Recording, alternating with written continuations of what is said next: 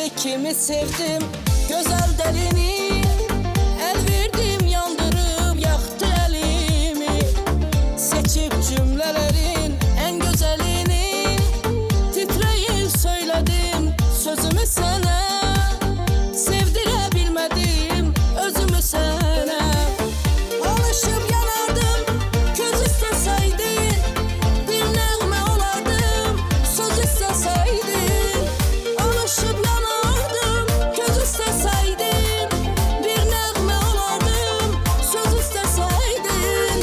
Məni sevmək üçün göz isteseydin. Kör qalıb verərdim gözümü sana. Sevdirebilmedim özümü sana. Kör qalıb verərdim gözümü sana.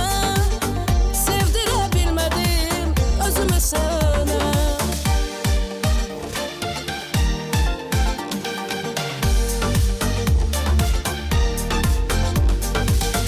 Həsrəti vüsalı koşa sevdirdim. Üşüyen elimi kışa sevdirdim. Yalın ayağımı taşa sevdirdim. Tanı da bilmedim izimi sana. Sevdirebilmedim özümü sana. Alışıp yanardım, göz isteseydin. Bir nəğmə olardım, söz isteseydin.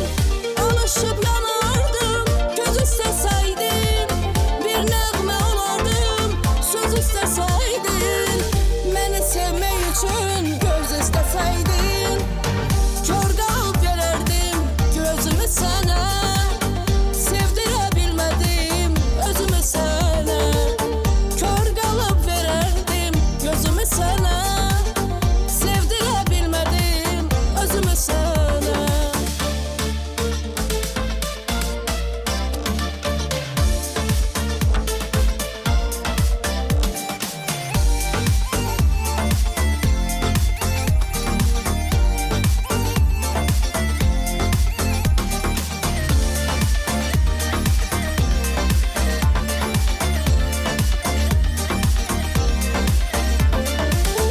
Alışıp